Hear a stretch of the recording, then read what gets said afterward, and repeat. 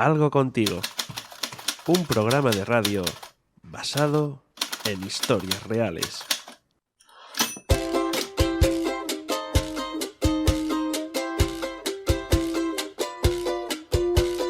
Eso que tú me das es mucho más de lo que pido. Todo lo que me das es lo que ahora necesito. Eso que tú me das. Yo tengo que decir que es fantástica esta sección, también me encanta, porque damos una visibilidad enorme a gente que yo personalmente estoy descubriendo, gracias a Dan, que lo traéis aquí. Yo siempre normalmente de técnico, pero estoy escuchando, viendo, y digo, mira, esta asociación no la conocía y no se las conocía. ¿Es tan importante dar a conocer este trabajo en los medios de comunicación? Es, yo creo que un aprendizaje para todos, Miguel. Yo siempre creo que desde el primer momento que iniciamos esta sección, la idea era esa, dar voz y visibilidad a aquellas asociaciones o a aquellos colectivos quizás más pequeños, aunque muchas veces, como dije la última vez que estuve aquí, la realidad es muy puñetera y hay que hablar con los grandes colectivos que representan a esas pequeñas entidades. Pero me gusta eso que dices, ¿no? Porque esa era la idea y esa era la intención. Abandonar eso del día de, que parece que solo se escucha hablar de determinadas enfermedades o determinados problemas en días concretos, que hay un montón de gente organizándose aquí en Asturias, fuera de Asturias por supuesto, pero aquí en Asturias, que hace muchas cosas muy importantes por los demás. Y esa era la intención, y por eso, mira, me gusta mucho eso que dices, que al final, pues, si 2, 3, 4 personas de las que nos están escuchando descubren a gente tan interesante, el trabajo está hecho y el objetivo está cumplido, y sé que para ellos también, porque nos lo dicen. Es muy bueno este espacio que le damos aquí, un espacio que yo siempre digo, con tiempo, sin prisa, muy libre, que eso es muy importante, muy libre, y yo sé que desde el otro lado también están muy agradecidos, Miguel. Y que además es, porque hay que decirlo todo, entretenido. Es que además disfrutas mucho escuchando todas las historias que nos cuentan cada uno de los invitados que traes. Y hoy estamos hablando con José Luis Martín, la tenemos ya esperando. ¿Quién es José Luis Martín? Bueno, hoy vamos a hablar, es un tema serio realmente, pero yo creo que muy desconocido, por lo menos para mí, que en este caso no había tenido ningún tipo de contacto previo y que para mí ha sido también un descubrimiento. Hoy vamos a hablar de personas que están privadas de libertad, es decir, que están es un tema importante, que están cumpliendo condena, pero bueno, en el tercer grado de tratamiento, vamos a llamarlo así, o como lo llama José Luis, y vamos a hablar con José Luis Martín, que es el coordinador de servicios del Centro de Inserción Social del Centro Penitenciario de Asturias. Bueno, pues lo tenemos ya esperando al otro lado del teléfono. José Luis Martín, muy buenas tardes, ¿qué tal? Hola, muy buenas tardes, muy buenas tardes. La verdad que es un tema interesante, Adán, me encanta porque es un tema que también siempre, como le decía a Sonia, me gusta conocer, ¿no? Porque se tienden normalmente en este tipo de cosas a ideas preconcebidas y a lo mejor falsos mitos y al miedo y al, mira, esta gente, están ahí encerrados, son los delincuentes, algo se habrá tal. Sí. Y nos olvidamos un poco, como decíamos en la entrevista anterior, de que somos seres humanos y de la empatía y que hay historias detrás. Bueno, Miguel, yo creo que también lo venía escuchando yo en el coche y cuando Pablo habló de la empatía, a mí me volvió a llamar la atención porque si nos pusiésemos tú y yo a escuchar los programas de la sección de Eso que tú me das y de otros muchos, pero en Eso que tú me das, la mayor parte de las asociaciones o de los colectivos que trabajan con cualquier tipo de personas, al final lo que piden en general a la sociedad, empatía, que le piden a la administración, empatía. Y seguro que José Luis Martín también nos va a hablar de empatía. José Luis, ¿qué tal? Buenas tardes. Muy buenas, Adán. Bueno, yo creo que hay que empezar por el principio, si a Miguel le parece bien, porque seguro que hay mucha gente de la que nos está escuchando que no sabe de qué estamos hablando y dónde trabaja José Luis, que es un centro de inserción social. Vale, pues yo te puedo dar una explicación de lo que es un CIS.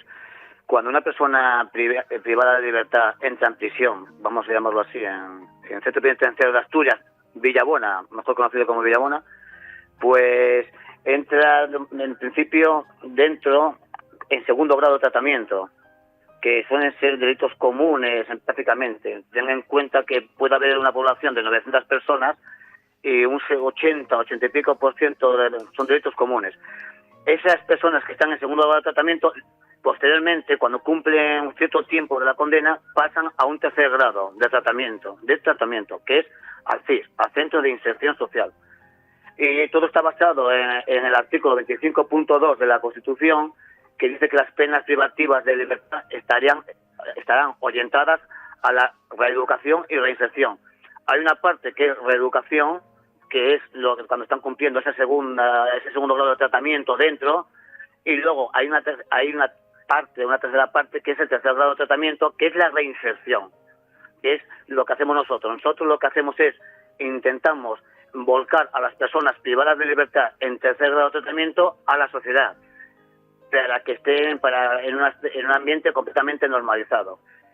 Es un trabajo bastante arduo porque yo quiero destacar dos cosas importantes, que las personas en la cárcel no quieren estar. Exacto. Y trabajar con personas que no quieren estar es muy duro. Me imagino que igual que en los hospitales, trabajar con personas que están en un hospital también es muy duro porque tampoco quieren estar. Y por ahí van los tiros. José Luis, para que las personas que nos escuchan se hagan una idea, ¿de cuántas personas podemos estar hablando que trabajáis en el CIS? ¿Con cuántas personas? ¿Con cuántas personas? Aproximadamente unas 200, 210. Claro, pero de esas 210 no es que estén en el CIS. Ahora mismo presenciales que estén viviendo allí en el CIS y que duerman en el CIS, pueden haber aproximadamente unas 40, 45. Que duerman son 80, pero salen a trabajar otras 40. Pero en total, en el CIS, que dependan de nosotros, son unas 210, 220. En varios artículos, ¿eh? Sí. Yo creo que hay dos cosas importantes en lo que dices, esa parte del segundo tratamiento, que hablas de reeducación. Evidentemente, al CIS tienen que ir personas privadas de libertad, personas que están en la cárcel, que quieren ir al CIS, digamos, no se les obliga. No, porque el tratamiento es voluntario. Pues ese tratamiento es voluntario. Una persona cuando es condenada y entra en la cárcel y tiene que acceder a un tratamiento que tiene que ser voluntario. Y hay un equipo de tratamiento de personas que son los que se dedican a observar y a clasificar para que si esta persona cumple los requisitos indispensables, pasa a, cuando evoluciona a nivel de conducta y de tratamiento, pasan al tercer grado. Para hablar bueno, yo quería decirte claramente... perdón. No, habla, José Luis. Perdón. Quiero decirte que cuando pasan al tercer grado, se llaman tercer grado de semilibertad. No es libertad total. Y hay una semilibertad restringida, que es el artículo 82 del reglamento penitenciario, y una semilibertad total, que son el artículo 83. Es decir, semilibertad total es cuando las personas tienen trabajo, salen a trabajar y vienen a dormir. O cuando consiguen un medio telemático, una pulsera, están en su casa 8 horas y hay un seguimiento por parte nuestra de que cumplan esas 8 horas en su casa. Y también salen a trabajar. Pero bueno, hay mucha más variedad, porque también tenemos programas laborales, programas de inserción, programas de cualquier tipo de reeducación.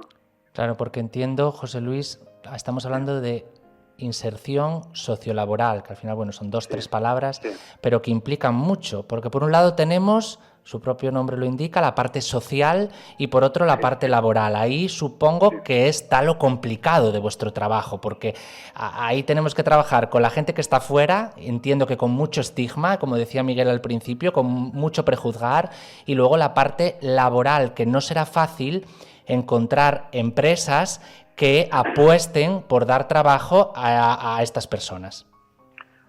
Bueno, pues ahora vamos a hablar de la parte seria, ¿eh? La parte seria. Efectivamente, cuando una persona entra en la cárcel ya es un estigma, porque la cárcel es que estás preso, ya es un estigma. Estás condenado. De luego que si soy toxicómano, otro estigma. Es decir, entra en lo que yo llamo una institución total. Y es muy difícil trabajar con personas que están en esa institución total porque están apartadas de la sociedad. Hablabais antes de la empatía, que me gustó mucho el tema de la empatía, y pasa lo siguiente. Si están apartadas de la sociedad, son personas invisibles porque hay muros que son los que los apartan. Ten en cuenta que el Centro Penitenciario de Asturias es un pueblo, vamos a llamarlo un pueblo, es un pueblo, entre comillas, marginal, que está equidistante entre Oviedo, Gijón y Avilés, pero que es desconocido, porque es invisible. ¿Y cómo se puede visibilizar? Que es precisamente el programa cuando os escuché. ¿Cómo se puede visibilizar? Pues nada, son por los medios, bien, o por las redes. Pero son de esa población que tenemos ahí, de esas 900 o 1000 personas, el 80% son asturianos. Y tienen que volver a su sitio, tienen que volver a su barrio, a su ciudad. Es parte de nuestra sociedad, es parte de Asturias. Es muy difícil trabajar y trabajar. ¿Cómo conseguir la empatía social de los barrios, de que tienes otro barrio al lado, que son tus vecinos, que no los puedes ver, porque hay muros que no los dejan ver? Y hablas de invisibilidad, Sí. se me ocurre preguntarte, ¿hay interés en que se dé esa invisibilidad? Pues sí, ya es mi opinión personal. Vamos a ver, las casas están muy apartadas también de las zonas de la ciudad. Date cuenta que el centro penitenciario de Villabona está en Villabona, de Asturias. Y las prisiones de ahora mismo, como las de las modelo o las tipo, están todas muy apartadas. Yo creo que la sociedad no le interesa mucho el tema de las personas privadas de libertad. Por la etiqueta que comentabas y por la estima, que son delincuentes. Y a son delincuentes no interesa, se apartan. En una sociedad tan hedonista ahora mismo, que quiere vivir bien y quiere evitar problemas, no interesa en absoluto. Claro, no interesa para nada. Es como que lo que no vemos es como que no existe, ¿no? Muchas veces. Yo creo que sí, además, esa es la palabra. Lo que no vemos no existe, o lo que no tiene nombre no existe. Y entonces, desde el CIS, desde el Centro de Inserción Social, tenéis que hacer ahí, ¿qué hacéis? O sea, ¿cuál es la labor concreta para dar visibilidad o para dar otra imagen, vamos a llamarlo así, de las personas privadas de libertad y para que sí se dé ese abrazo, digamos, social desde fuera y que ellos puedan sentirse realmente integrados en su barrio, como tú decías, o en su zona? Bueno, pues es una gran dificultad. Nosotros estamos en colaboración con entidades, por ejemplo, te pongo un ejemplo, con el Ayuntamiento de Langreo, que es donde hay un curso de formación, que tenemos ahora mismo 17 personas en tercer grado que van a hacer un curso allí de jardinería en parques, donde además tienen una beca de que cobran unas 450 euros y por lo tanto ellos ya por la mañana van a trabajar, van a formación y hay un trasvase con la sociedad. Luego tenemos programas como el Reincorpora, o que se llama Épico, que pertenece a Reincorpora, que está financiado por la Caixa, que también ayuda, por técnicos, también ayuda a la integración y a la visibilidad. Pero es muy arduo, es muy difícil, porque date cuenta que tú le hablas a un empresario de que para contratar a una persona que está privada de libertad o que ha estado en la cárcel, ya solamente decir que ha estado en la cárcel. La palabra cárcel tiene una connotación muy peyorativa. Sí, es una barrera, de frente es un rechazo, eso seguro, ¿no? Claro, es un rechazo tremendo. Claro. Lo que pasa es que hay historias detrás también, ¿eh? Yo os estaba escuchando hablar y yo tengo una anécdota cuando yo empecé a trabajar hace ya muchos años ya en repartiendo publicidad, me acuerdo yo, un chavalete. Y bueno, yo hice mucha amistad con un chico, se llamaba Marcos, y hablando un día, cuando teníamos un poquito de confianza, estábamos comiendo el bocadillo en un bar y demás, él me comentó que estuvo preso en Villabona, que estuvo allí varios años, y me contó el porqué. Según me lo contó y cómo era el contexto, yo entendí perfectamente a esa persona en el sentido, evidentemente, hizo un robo, era un robo con intimidación, no hizo ningún daño, no hubo delito de sangre ni nada, pero bueno, intimidó con un cuchillo, con tal. Pero claro, me contó también el contexto, la historia, cómo le incitaron, lo que había detrás, el ambiente que había detrás y demás. Quizá a lo mejor falta también que se conozcan esas historias. Era un muy buen tipo. Me contaba que estaba muy arrepentido, que él ahora estaba y se sentía muy bien, pero que nunca lo contaba a nadie. A mí me lo contó por confianza. Pero ese tipo de cosas también, escuchar las historias que hay detrás, ¿no? Hombre, algo que nos iguala y por la cual yo, por ejemplo, que llevo 32 años trabajando en estas casas, es que somos personas humanas. Somos humanos. Que cometemos errores. Yo creo que hay dos cosas que nos igualan. Que somos personas y la muerte. La muerte nos iguala a todos. Exacto. Pero como personas también.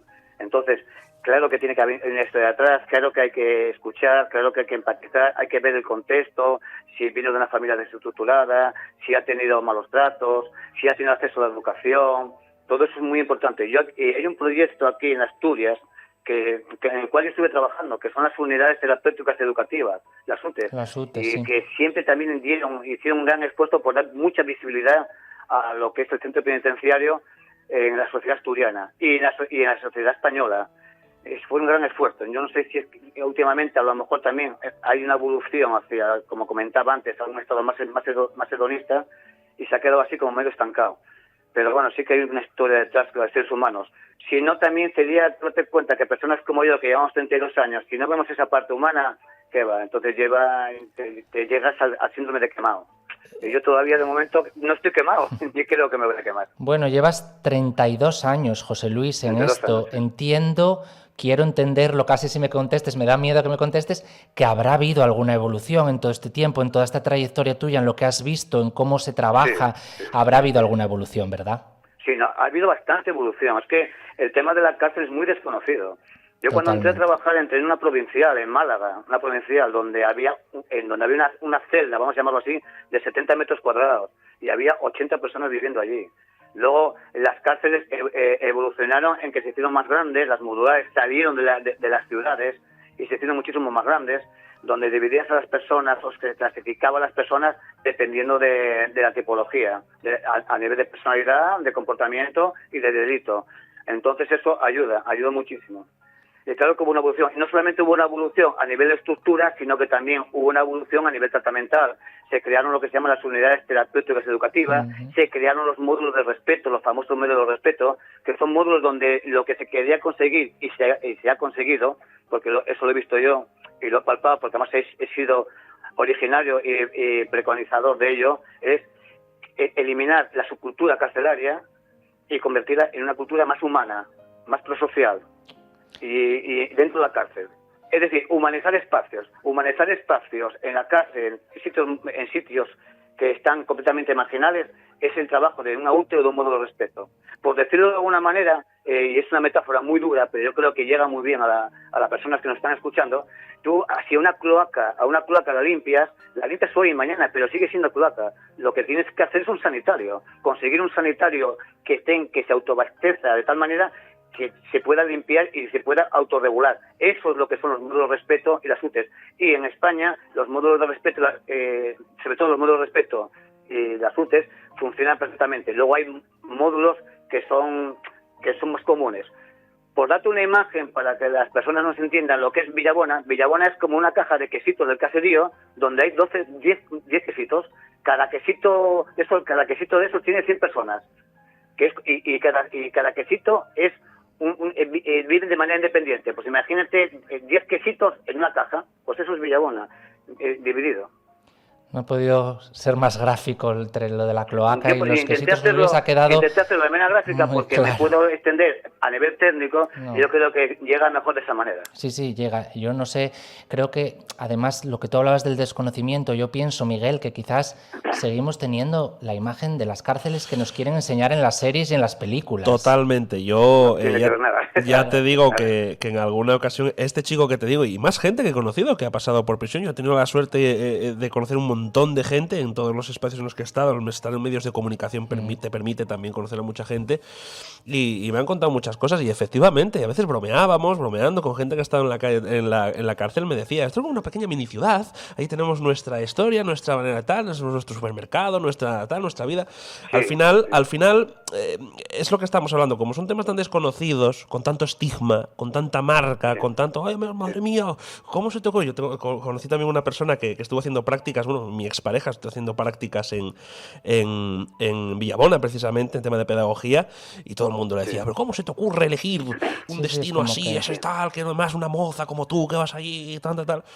Es asombroso, el estigma que existe es enorme, y al final cuando hablamos con gente como José Luis, que nos cuenta lo que hay, con esa claridad y demás, pues efectivamente entendemos muchas cosas, y yo creo que hay que darle visibilidad, claro que sí. Claro, yo creo que es lo más importante, dar visibilidad completa a personas que son asturianas, que están ahí, que bueno, de aquí no hay culpables, culpable es la propia sociedad. Porque que en una sociedad, yo el otro día me preguntaron que si yo creía en las cárceles. Pues mira, te digo sinceramente, no creo en las cárceles. Creo en una parte de la cárcel, que en delitos a lo mejor de sangre o de agresiones sexuales, que tienen que cumplir. Pero luego hay medidas alternativas en la cárcel. Porque tienes un 80% de personas con delitos comunes que no deberían estar en la cárcel, que la propia sociedad tenía que dar alternativas. Claro, se tiende... Se beneficia a la comunidad o lo que sea. Se tiende quizás a igualar, sí, efectivamente. No, tranquilo, perdóname tú a mí. Simplemente que se tiende a igualar, a lo mejor, un delito, como dices, de sangre, que todos vemos la gravedad que tiene la situación, que son personas ya con una serie de problemas que ya no se solucionan tan sencillamente como tal. Pero los igualamos con, a lo mejor, alguien que por una circunstancia de necesidad, mismamente, como gente que he conocido, pues se encuentra envuelto en una situación, por ejemplo, de un robo o en algún tipo de cosas, o cosas más menudas por las que la justicia pues la acaba metiendo en prisión, y al final tendemos a igualar a los presos. Pues mira, te puedo poner ejemplo. Yo entre los años 90, principios de los 90, últimos de los 80, cuando el gran auge de la toxicomanía con el tema de la heroína.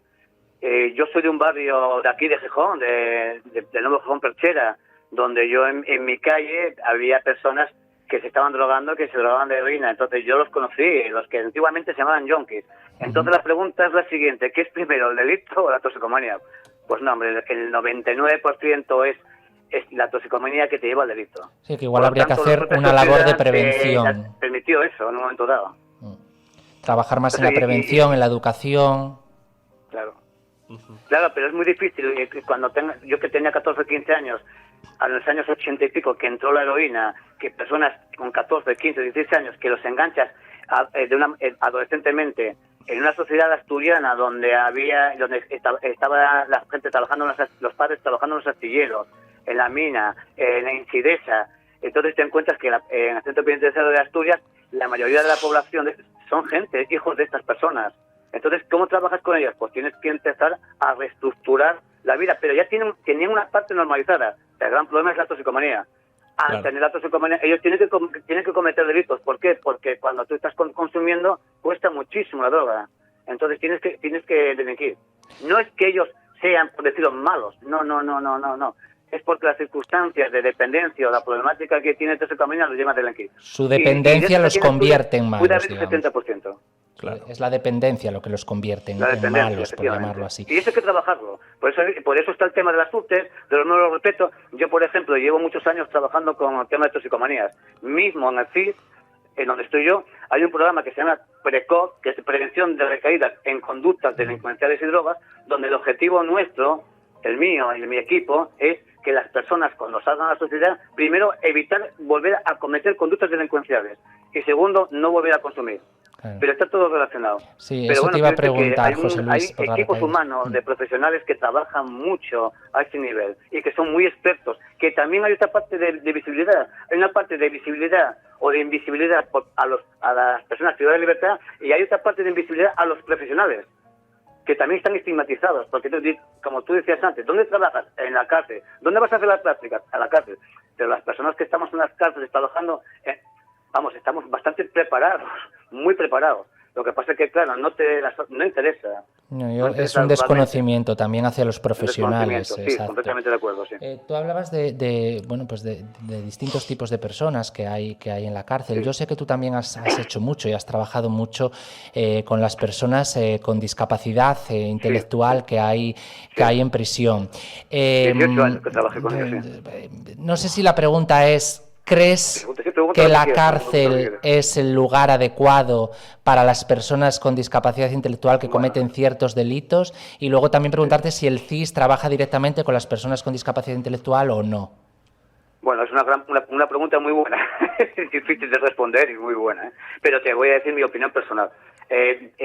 No deberían estar las personas con discapacidad intelectual en la cárcel, porque la misma palabra te lo dice: discapacidad intelectual. Entonces hablábamos antes de que existe la invisibilidad del centro penitenciario, pero dentro que están los invisibles, que son los presos, que no los quiere ver nadie porque no los ve. Pero luego están los invisibles de los invisibles. Los invisibles de los invisibles son los discapacitados, porque tampoco son vistos muchas veces por los propios presos, claro, ni por los propios profesionales en un momento dado. Tiene que haber personas, como en este caso, que trabajan por plena inclusión o tal, para que den visibilidad a las personas con discapacidad. Y muchas de las personas con discapacidad intelectual tienen medidas de seguridad porque los mete un juez, porque no saben dónde ir.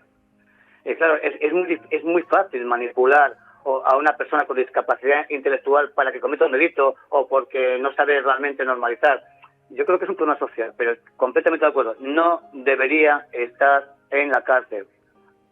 Sí, yo quiero recalcar en este Así de aspecto tajante, que, como tú decías, hay organizaciones con las que algunas hemos hablado Sí, aquí, efectivamente, hemos Plena hablado de ellas Inclusión. aquí, como Plena Inclusión, que tienen programas Efectivamente. concretos en la Sí, cárcel lo tienen, para trabajar con las personas con discapacidad. Pero bueno, es muy duro, ¿no, Miguel? Los invisibles de Tremendo. los De los invisibles, invisibles, telita marinera. José Esa, Luis. esa, me ha gustado esa acepción, ese término, los invisibles de los Yo te invisibles. estoy hablando tal cual, lo siento, que ni lo tengo preparado de nada. Está Pero yo No, creo- te lo realmente agradecemos, actúa. o sea. Yo creo que es que Perdón. lo sentimos así. Yo creo que toda la gente que está escuchando y nosotros aquí lo sentimos así realmente, porque es cierto. Hay una serie de contextos, hay una serie de ambientes, hay una serie de problemas y quizá, pues efectivamente, la cárcel, entendiendo como entendemos el término cárcel, pues no es a lo mejor el lugar más apropiado para una persona que tiene una discapacidad No, intelectual.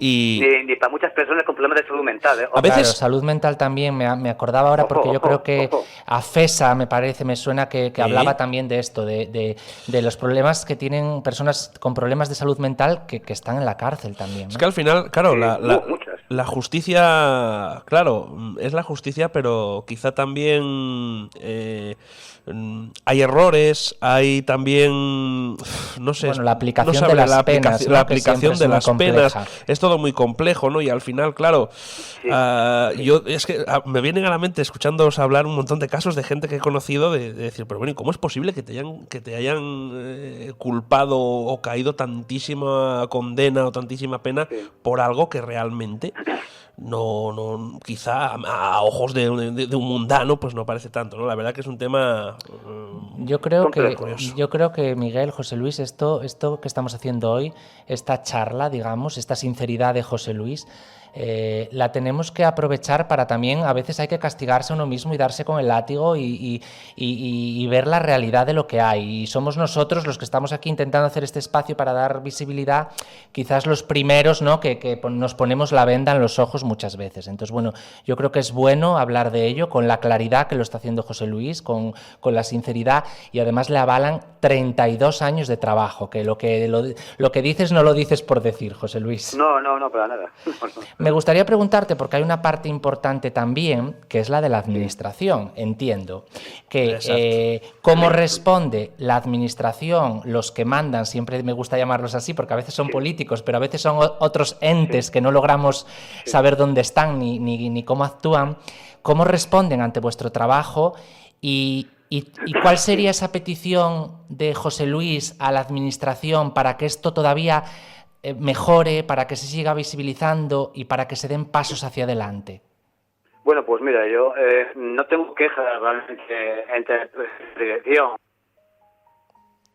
ni siquiera de la dirección general, porque cualquier programa que yo he planteado a Madrid, a la dirección general, siempre me lo han avalado.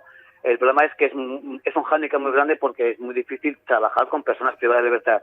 Ahora mismo tenemos una dirección que precisamente es la primera vez que en el centro penitenciario de Villabona hay una mujer que se llama Nieves, que yo considero que es muy humana y no tiene ningún problema en el aspecto. O sea, yo no he encontrado ningún tipo de obstáculo. Si el gran obstáculo es el problema de la invisibilidad y que es una institución total y que en las instituciones totales está todo muy reglamentado, que cuesta mucho volcar a las personas a la sociedad, y más en estructuras tan de hormigón, que están metidas 900 personas. Hay que ponerse en el lugar de la dirección, hay que ponerse en el lugar de la administración, hay que ponerse en el lugar de los compañeros que trabajan para trabajar el día a día allí. La humanización, de lo que hablabas tú antes, ¿no? La humanización. La humanización. Pero al mismo tenemos una dirección muy humana, o sea, sinceramente. Así lo siento yo. Perfecto, porque eso siempre va a ayudar, ¿no? a mejorar y a poder hacer más cosas, porque a veces todo también, vuestro trabajo, seguro que depende al final, como casi todo en la vida, de presupuesto, de dinero y de gente que os apoye y os ayude. Sí. Además de los medios de comunicación, José Luis, ¿hay alguna otra manera de echaros un cable? Quiero decir, no sé si tenéis algún tipo de programa, no sé si de voluntariado, esto es la ignorancia, no lo sé, pero ¿de qué otra manera podemos hacer un llamamiento a las personas que nos están escuchando para, bueno, por lo menos para ayudaros a dar voz y a dar visibilidad y a normalizar esta situación? Sí, es muy complejo por el principio que te decía yo antes, porque está apartado de la sociedad. están faltando de la sociedad, te cuenta que entonces la única manera, bueno, hay ONGs que van a trabajar, que van de manera voluntaria, te podría decir muchas, pero prefiero no decir ninguna porque igual dejo alguna en el tintero, pero hay muchas. Nosotros hacemos un llamamiento a la gente a que investigue y busque esas organizaciones que pues pueden trabajar mediante voluntarios con la cárcel y bueno, que se animen a mirarlo, ¿no? Claro, efectivamente, porque es una labor humana. Y además que hay un feedback, es decir, tú ayudas pero te ayudas a ti mismo, en el fondo te estás ayudando, porque no hay mejor beneficio a nivel personal que ayudar, porque te ayudas a ti mismo, estás haciendo algo realmente útil, dices tú, es que si ves que una persona evoluciona, que sea un mínimo, y lo ves con una cara alegre, pues eso es todo. Un ejemplo que te pongo, es muy difícil el contacto, el toque a un preso, de un profesional, pero que vayas en un momento dado y le des con una palma de la mano en el hombro, eso es todo para él. Claro. Solamente la sonrisa que se le pone y ya dices tú, joder, ten en cuenta que hay personas que pueden estar 5 o 6 años ahí presos y que no salen para nada, o no tienen vista vis ni nada, o los que tienen por suerte. O sea que hay que ver que sí, tenemos que mirar más allá. Antes el invitado de Sonia, yo creo que hablaba un poco también de esto, contacto ¿no? Humano, el contacto humano, lo importante que a veces ayudar a alguien, el darle la mano a una persona. Sí. A veces ayudar a los demás es también ayudarse a uno mismo. Porque yo considero que sí. Supongo, José Luis, que es lo que te iba a preguntar. En estos 32 años de trayectoria, a ti supongo que te ha cambiado tu forma de ser y te ha cambiado tu forma de mirar la vida. Sí, hombre, sin idealizar para nada, porque me considero profesional, pero a mí lo que me llamó muchísimo la atención fue lo que vos dije al principio, el artículo 25.2 de la Constitución, que las penas privativas de libertad estarán orientadas a la reeducación y reinserción. Y de la Constitución dimana el reglamento penitenciario, que el reglamento penitenciario es la gran conducta penitenciaria de las personas que están privadas de libertad y de las personas que trabajamos con ellos. Por lo tanto, si un artículo, que es la Carta Magna, te está diciendo reeduca y reinserta, eso fue lo que me movió. Y eso es lo que haces cada día. Digo, yo creo que me jubilaré así. Y eso te ayuda. Yo creo que está muy bien ese reglamento, ese artículo. Creo que es uno de los mejores que hay en la Constitución española, con diferencia. ¿Cambiarías muchas cosas del reglamento penitenciario, José Luis? Hombre, yo lo que cambiaría, ya te comenté antes, el tema de las estructuras. No me gustan para nada tener 900 personas divididas allí en estructuras de hormigón, como si fueran latas de sardinas. Eso es muy difícil de trabajar. Primero, que no cuentas con recursos humanos suficientes, psicólogos, educadores, coordinadores, funcionarios, ATS, no cuentas con recursos humanos suficientes para trabajar con ellos. Es dificilísimo. No puede haber que haya un psicólogo para 300 personas, o un educador para 200 o 400 personas. Entonces, eso lo cambiaría. Yo tiraría muros, a ser posible, y buscaría alternativas. Eso es lo que me llevo. Socialización, esto, también, ¿no? Falla algo. Bueno, pues yo creo que ha quedado muy claro, José Luis. Yo no puedo hacer otra cosa.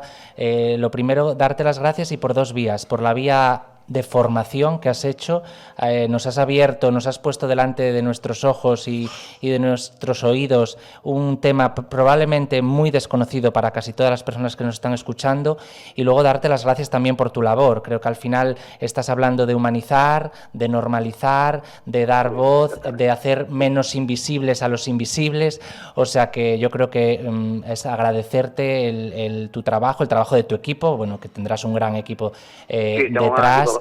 Y que bueno, que sigáis peleando por eso, por dar voz y visibilidad a personas, porque al fin y al cabo, dentro o fuera de la cárcel, todos somos seres humanos con nuestras historias y nuestros problemas, nuestros errores y bueno, nuestras ganas de salir adelante.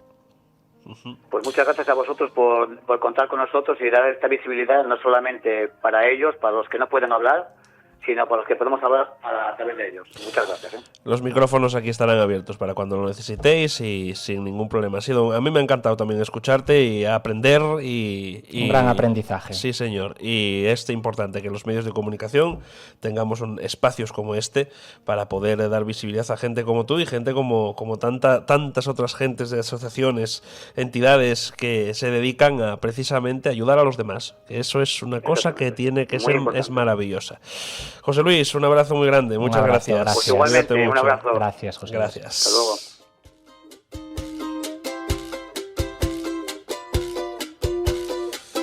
Pues qué interesante, Adán, sin duda, un tema peliagudo, pero además cuando se tocan los temas bien tocados y demás, cómo se aprende y cómo se da cuenta uno que... Yo reconozco que es una de los espacios de eso que tú me das en los que tenía menos conocimientos previos, ¿no? En otros, por distintos motivos, había incluso tenido relación personal ya con las personas con las que hablábamos, y no ocurría en este caso.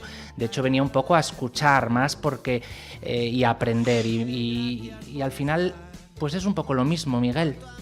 Normalizar, humanizar, dar voz, visibilizar, no esconder los problemas reales que tenemos aquí al lado, que esto no está aquí, a 1000 kilómetros, está aquí al lado. Y lo que él decía, son vecinos nuestros. Y a veces, yo lo pensaba mientras hablaba él, sí, igual vemos cruzar a una persona por la calle y como no sabemos si estuvo preso, si está en un centro de inserción social y está saliendo unas horas, pero si lo supiésemos ya no lo miraríamos igual. Totalmente de acuerdo, y ese es el estigma que deberíamos de intentar por lo menos quitarnos de la cabeza y aprender un poquito a respetarnos todos. Y una vez más, pues eso, este espacio que yo creo que en el que lo que intentamos hacer, y ese es nuestro mayor objetivo, es dar esa visibilidad y que todas las personas que lo escuchen pues aprendan algo. Lo consigues, Adán, es fantástico escuchar este espacio, escuchar a los invitados que traes. Muchísimas gracias. Gracias a ti y nos volvemos a encontrar prontito. en ese lado, en este pronto. Muchas gracias, Adán. Gracias a vosotros.